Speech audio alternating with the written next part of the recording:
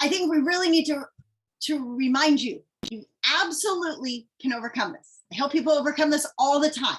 So don't feel like, oh my gosh, is there no hope? That's 95 to 98%. No, you're right. That means you're going to be the uncommon 2%. But I totally believe that anybody who shows up here is already the uncommon 2%. So we will definitely be able to give you the tools right now on how to do it, the very simplified version. And then we'll also give you the way to walk you through how we do it in detail.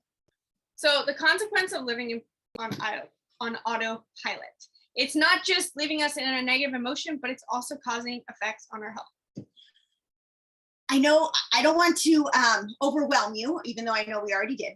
But the fact is even disease, how we think of it, how we've been programmed to believe exists, is also the same thing where we've been trained that our emotional state is external. We'll be happy when we get that thing. Well, we also have been trained to believe that disease is that thing out there that's going to harm us. But it's not true. And again, I don't want to try to like change all your belief systems in 2 hours, but it's so empowering in your health when we can shift this paradigm. And a lot of people, on the other hand, think that they're just born to have a disease, that, you know, cancer runs in the family.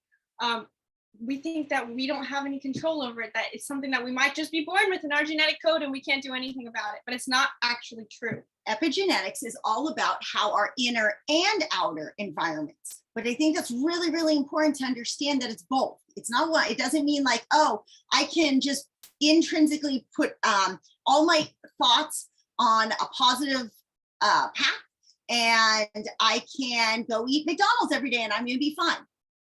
You know, that's not exactly how it works. We need a balance of the two. I really think that that is super important today. That's not to say that the other way that you have to, you know, eat 100% organic and keep yourself in a bubble and meditate all day. And now, okay, I'm going to be free from disease. It's a balance. Epigenetics is so important to understand that what we put inside our body, including our thoughts, and what we surround ourselves around in our environment and the people's thoughts we're surrounding ourselves with is so, so important. That's why you're the product of the top 5 people you hang out with the most. Go ahead.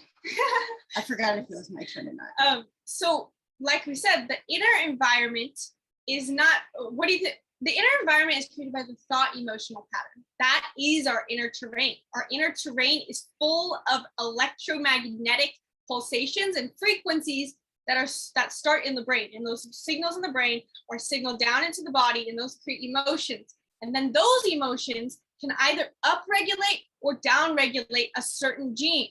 And then that gene's job is to then create a protein. Well, when proteins are created, that is what creates our disease. The disease is not just something as a product of a gene. The gene's job is to say like, do we need to step in and heal right now? Because our body is like a natural self-healing program.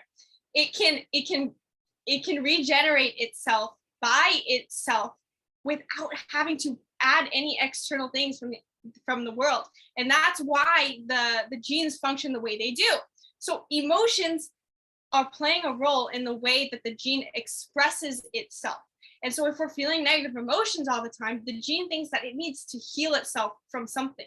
And it heals itself by producing proteins. Well, if those sometimes those proteins can look like disease. Okay.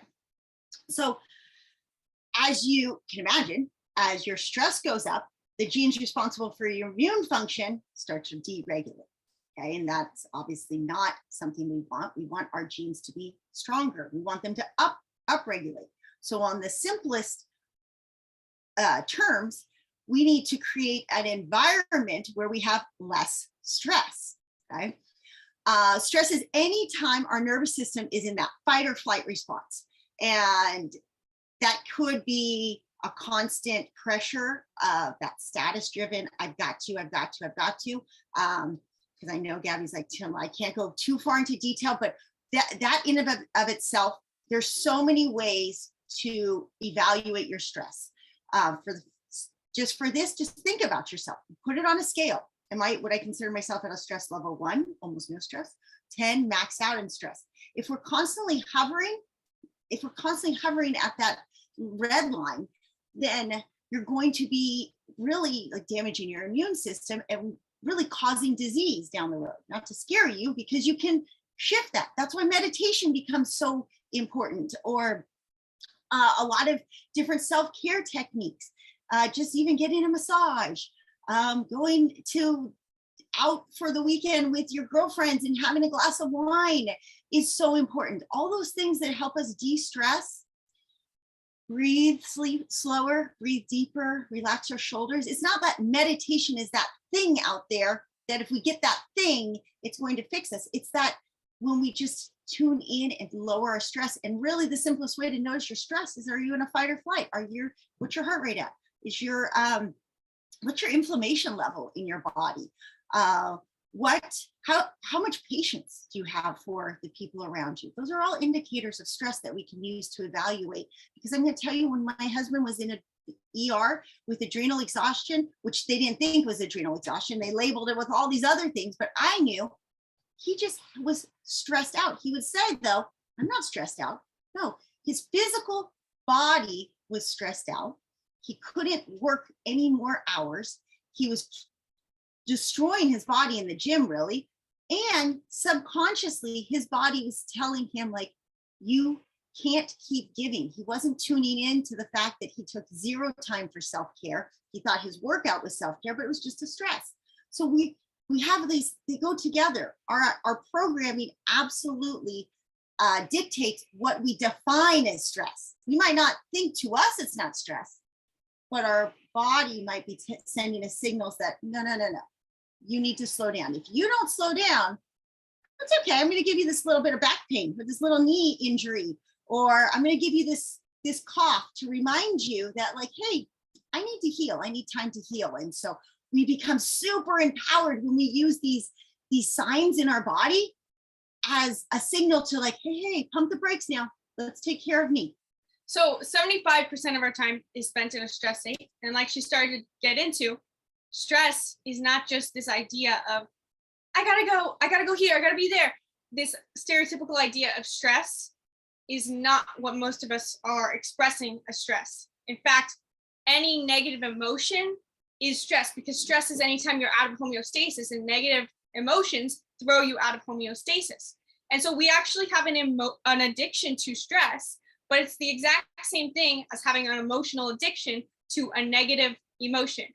So all of us, until we start actively overriding our programming, we're all addicted to a certain negative emotion. And that can be dependent on your programming that you received growing up as a child, that unmet need that we talked about in the first place. So what this looks like is feeling, always finding a way to feel guilty, unworthy, or angry, frustrated, anxious, or sad. One of these emotions is going to stand out to you more than the others, and that is your emotional addiction. And when you're going to find it in the thought process that play out throughout your day. And it seems like just emotions, right? We're supposed to be welcoming of emotions. That's kind of a bad idea that we have going around in this mental health movement. We just have to embrace emotions. Yes and no. We need to embrace them to notice them, because they're actually making us addicted to stress. I'll use an example real quick that as an 8, control is my emotional addiction. So I'll create emotional conflict with my husband in order so that my ego can get it back into that cycle of control. And I have to catch it, because otherwise it's just like conflict, control. And I could have ended up like, that would be the root even of me telling her, get a yellow card for $50. That feeling of like, well, I got to create some type of conflict so that I can feel like I step in control. And because you have to understand, remember, if you're not in that mode, if you're not feeling that emotion that you're feeling, so for me, it'd be like, I always find a way that I'm unworthy. If I'm not in that, then my body thinks that my life is being threatened, because it needs to feel sensation. And the neural pathway that is more dominantly used is the negativity bias. So it's not going to go to, okay, let me find a positive way to feel emotion so that I don't feel like I'm going to die. It goes to the negative one. And the reason for that is because of synapses. So you might have heard this common term that neurons that fire together wire together. If you haven't, it makes sense. Neurons that are used together often wired together. That's why certain thoughts are used to trigger certain emotions. And that's why they will continuously trigger the same emotions, because that network has been merged to activate at once. And I always think of it like an algorithm, that it's just used to, when this happens, we're going to fire this signal, and this signal is going to send this signal to our brain, so that this thought will always occur with this emotion. And sometimes it also takes part in an action, right? So when I feel this certain emotion, I'm going to say this thing to this person. And it's just automatic and unconscious, because that the neuron network for communicating in that way is going to be associated with those thoughts and those emotions stemming from your programming. And neurons are wired together. The basic gist is that certain synaptic connections, synapses are the way that your neurons communicate with each other. The more that they get used, the stronger that they become, which is why it's a predisposition to more of the same experience. So these are the stats we had earlier. We have 60 to 80,000 thoughts a day. 95 to 98% are subconscious, and 75% of our time is in stress, but that AKA, that means a negative emotion, because the stress is our addiction to negative emotions. So this all comes together. You can kind of start to see the picture of how we are just living in this unconscious program of being addicted to negative feelings, thinking bad things about ourselves, and really just having these habitual thoughts and feelings. But we do have this ability to overcome that. And that is because the brain does have neuroplasticity. Neuroplasticity is our ability to change the wiring of our brains. Because right now, when you have this setup of subconscious thoughts that are running through negative emotions, you've got these very wide canals of the river you're just getting used to going down those certain tributaries of the river, and they're all used to firing together all of these neural pathways. But you can change them, but you have to consciously start using new neural pathways. And with repeated use, you can actually make those new neural pathways of positive thoughts and beliefs the more dominant one, the biggest tributary of the river. We're laughing the brain. I know, I'm all like, do this here. That's what So the more you think and feel a certain way, the more likely you are to think and feel that way in the future. Which really comes back to our programming. Unmet need, thought, belief, feeling, and feelings over time perpetuate the unmet need, because the neural pathway just gets bigger. I'm not going to touch on this too long to keep it shorter, but you probably noticed that when you go on vacation, it takes you until the very end to kind of rewire that. You're addicted to stress, you're being busy, but then all of a sudden, day 7 of the vacation comes, and just before you're about to jump on that plane, you're like, oh wait, I finally relaxed. Because that's what used to happen for us. We'd go to Hawaii every year, and it would take till day 7 before Victor would relax. And I mean, even myself to some extent. And then he would be like, wait, I'm not ready to leave. So then we started doing 2-week vacations, just so that he would know, okay, I know I'm going to take a while to wind down. But even in our travels, we travel so fast we're replaying that. He doesn't ever get a chance to relax, which is why, in a way, he doesn't love this lifestyle. He enjoys it, especially like today. He's like, how can we make it so we don't leave the keys? And now I'm like, but I don't want to stay here forever. But I understand where he's coming from. He's like, we've been here long enough, and it's familiar enough, because it feels a lot like San Diego to him. It feels enough that he's like, I finally can relax. When we travel fast and go to new cities, and it's his programming is set up to be addicted to fear. Yeah. And so another way that we can look at this addiction to fear is that, or addiction to fear, I should say, addiction to fear, but stress. So whatever your emotion is, it might not necessarily be fear, anxiety, worry, could be unworthiness, anger, control. So the only way to control our addiction to that stress is to get out of beta brainwaves.